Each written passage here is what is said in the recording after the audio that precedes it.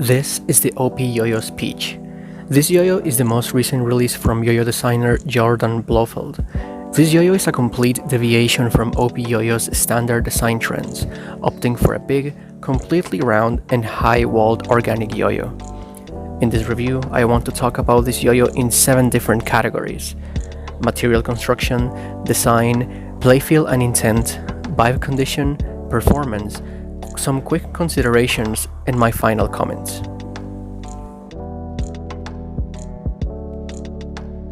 Let's talk about the material construction of this yo-yo.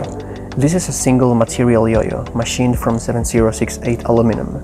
The surface finish on this yo-yo is blasted, smooth, and as low friction as blasted aluminum can be. And the only other colorway available for this yo-yo is blasted as well.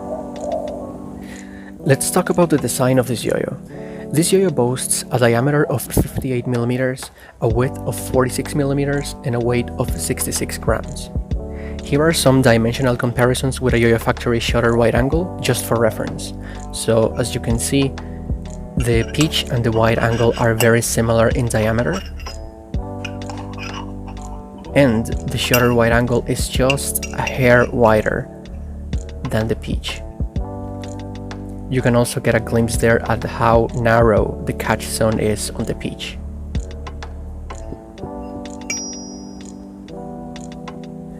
OPYoyos have never been known for designing anything reminiscent of an organic yo-yo, so when they decided to tackle a design like this, they made sure to make one that differentiates itself from the modern organic yo-yo trends that are strongly present in the yo-yo community nowadays.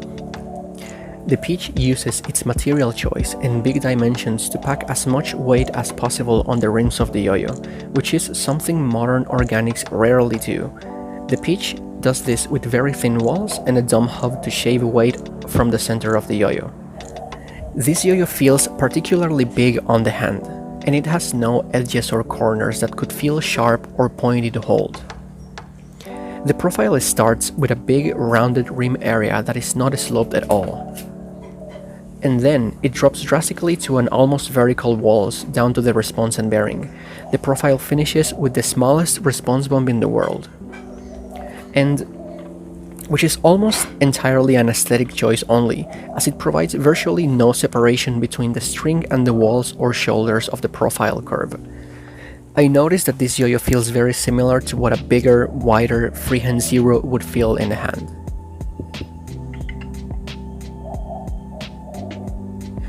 This yo-yo uses an 8mm axle, which is perfectly fine considering this is 7068 aluminum. The bearing seat is properly designed, and it, in conjunction with the blast media used in this yo-yo, does not render a tight bearing fit at all. It is just snug enough to stay in place and loose enough for a bearing tool to remove it with ease. We do not have traces of bearing seat damage as well upon repeated unscrewing and screwing. This is a sign of good design and quality manufacturing, and overall a good thing to see. This yo-yo has a gap width of 4.6mm, which favors fat string over normal string for tight binds. Finally, this yo-yo uses a full-size C bearing and standard 19mm pads. The one that came stock with this yo-yo have been working wonderfully so far after quick breaking and maintenance. Let's talk about the playfield and intent of this yo-yo. This yo-yo has a very interesting playfield on the string. It plays slow overall, but it is not a yo-yo that feels bricky or reluctant to move. This yo-yo is quite agile at its specific movements, like hops, pops, and very caged in string transitions. The moment this yo-yo feels slow is when you try to demand continuous fast pace from it with very small variances in acceleration. Every yo-yo has a suggested trick pacing that it suggests when it's thrown. In the case of the pitch, this is the kind of pacing this yo-yo suggests me every time I pick it up. In my experience with it, I find that this yo-yo shines at tricks where you keep a constant motion on the yo-yo. Learning new tricks with this yo-yo is difficult, since it doesn't like sitting still on the string while you figure out what to do next. That being said, flow and transition exploration is very friendly on this yo-yo.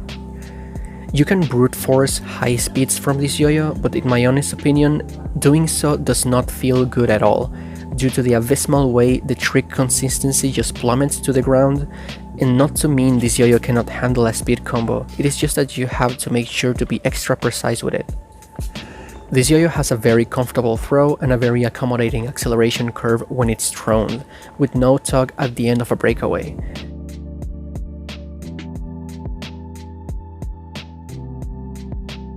It is interesting to note how often this yo-yo would lose spin power without me noticing, something that's mostly due to its high walls. You can feel it at the bind after a long combo, and it is usually a reminder on how used I am to playing with more forgiving yo-yos. Now let's talk about the vibe condition of this yo-yo. I am very happy to report that this yo-yo does not present any vibe condition that would hinder its performance in any way, shape or form. Now let's talk about the performance of this yo-yo. For general trick performance and binds, despite the fact that this yo-yo leans more towards the heavy side, it doesn't land on the string with a thud. You will, however, notice its heft on the general way if it moves through string formations. It has a confident and secure pace when you lock it at any kind of pace that spans between slow and moderate, and this yo-yo can move decently fast if you wanted to make it go faster, but you will feel its noticeable feedback on the string. As I mentioned in the design section of this review, the 4.6 gap width favors fat string for tight binds. I noticed this yo-yo makes the act of throwing, binding and catching very pleasant, and its high walls do augment the efficiency of most binds. I found myself able to hit even particularly delicate binds easily on the pitch.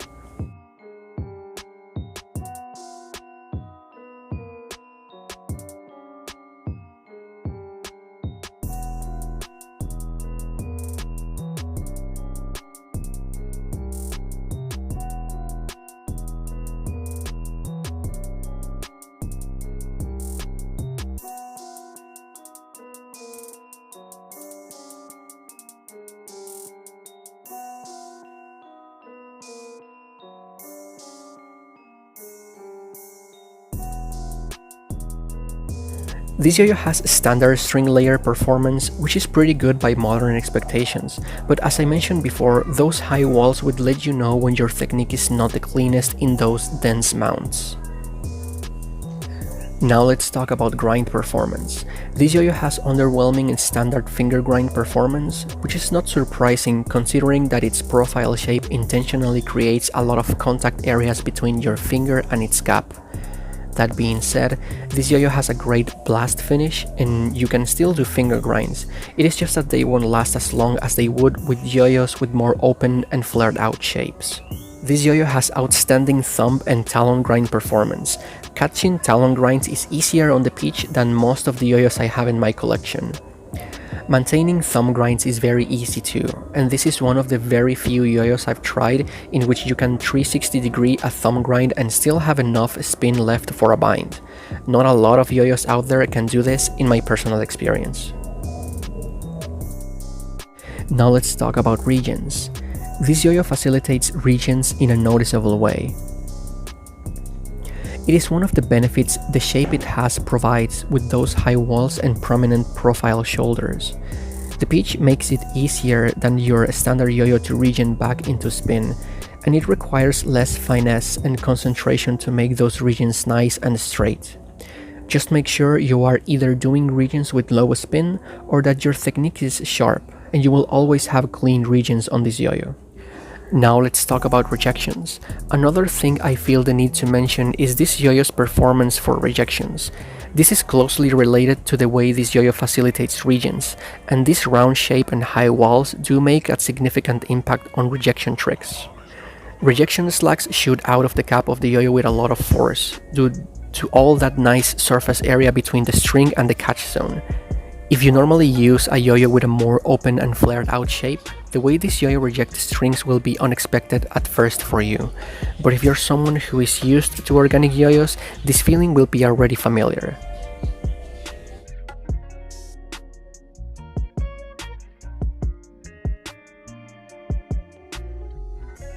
Now let's talk about stressing tricks.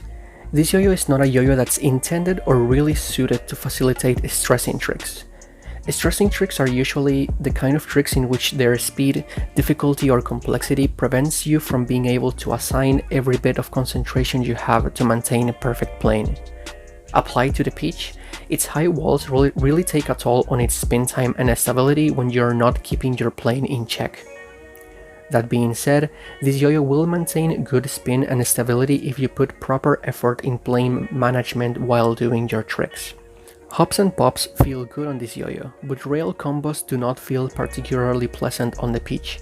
That being said, a lot of players really like the challenge of pushing this kind of tricks on a yo-yo not designed for them.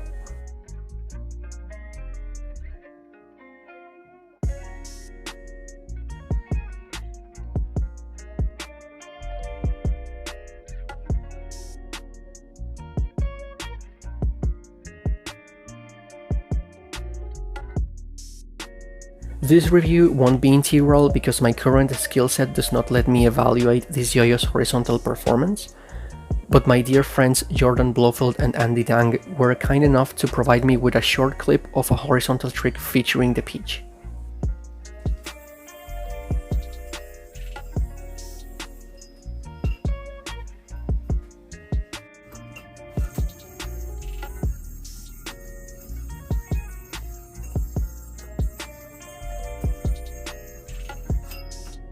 It is possible to do some short horizontal tricks with this yo-yo, but expect them to take a lot of concentration and pristine technique. Now let's talk about catchability. Of the whole 46mm this yo-yo has for width, only around 37mm of it are active catch zone. This makes the pitch play surprisingly narrow considering its overall width. Catching slacks, whips, and string landings is not particularly difficult though, but you will definitely notice the narrow feeling play.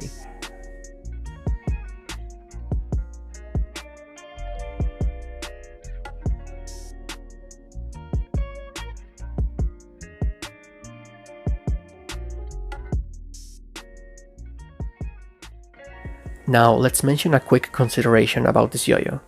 If you are someone who prefers a faster or a more stable playing yo-yo, the pitch does not offer the same deal of stability than even a slightly more open-shaped monometal would, considering it being of the same dimensions, the same material, or the same price.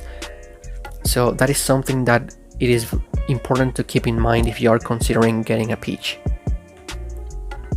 Now let's talk about my final comments on this yo-yo. Overall, I really like this yo-yo. I knew from the get-go I was going to like it just by the profile shape alone. Something that I must say is that if you are someone who has a predisposition against organic yo-yos, this yo-yo is not the yo-yo that will change your opinion about them. Even when it does a great job at separating itself from the current organic yo-yo trend, it is still at its core an organic yo-yo. The first ever organic design from OPYoyos is a highlight among the rest, and I am happy to have it in my collection. And this has been my review of the OPYoyos pitch. Thank you so much for watching.